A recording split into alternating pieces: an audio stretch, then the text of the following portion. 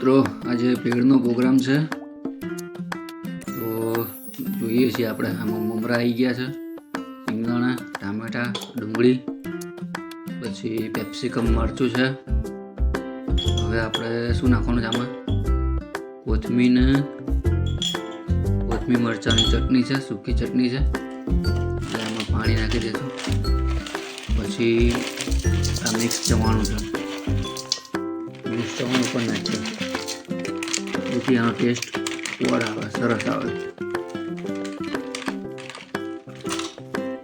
પછી થશે ચાટ મસાલો પણ નાખી દઈશું એટલે એનો ટેસ્ટ આવે. પછી છેલ્લે પાછો એનો થોડો ઉપર પણ નાખીશું આપણે. પછી એમાં મીઠું ઉપરથી,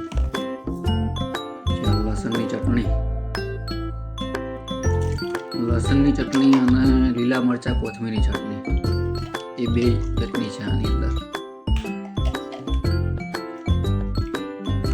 લસણની ચટણી, કોથમીરની ચટણી મિક્સ નાખી દીધી છે.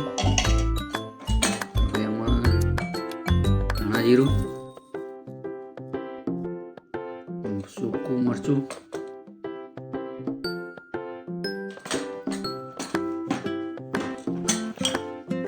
જ્યારે ત્યાં ઇન્ડિયા આપણે ભેળ ખાવા જઈએ એટલે કેવું ફટાફટ ત્યાં આગળ નાની તપેલીમાં આમ કરીને બનાવી દે.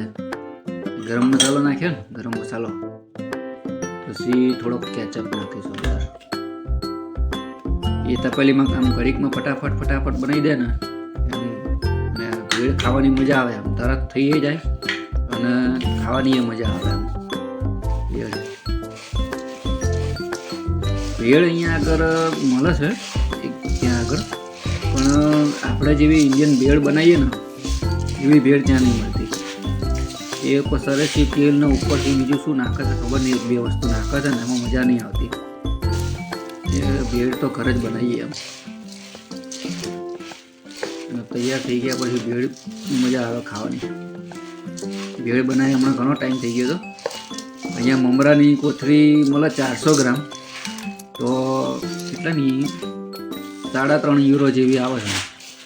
એટલે આપણા 350 રૂપિયાના 400 ગ્રામ મમરા થયા. એટલે આ મમરાની કોથળી બતાવું. જો આ મમરાની કોથળી છે, પટેલના મમરા 400 ગ્રામ છે ને, ભેળ દોરેલી ઉપર. આવી ભેળ બનાવવાની છે આપણે. પછી આજે લાવ્યા હતા સ્ટ્રોબેરી પણ આજે ખાધી. ફર્સ્ટ ક્લાસ સ્ટ્રોબેરી અહીંયા 12 મહિના મળે ને, મસ્ત મળે.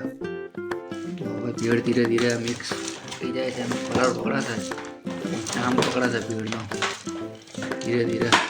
હજી થોડીક લીલા મરચાંની ચટણીને એવી નાખજો અંદર, થોડીક તીખી કરજો,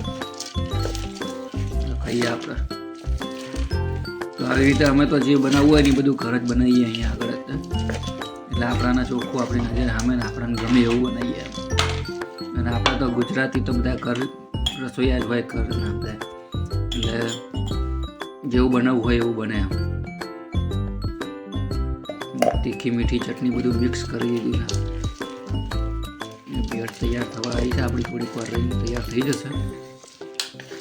તો જેને ભેળ ભાવતી હોય કોમેન્ટ કરજો.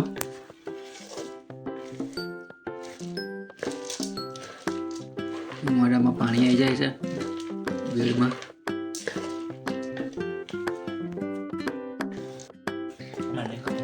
ચાલો, ભેળ તૈયાર થઈ ગઈ છે. અમે બધા એક વાર તો લઈ લીધી, હવે બીજી વારની લઈએ છીએ. થોડીક આટલી ભેળ પડી છે,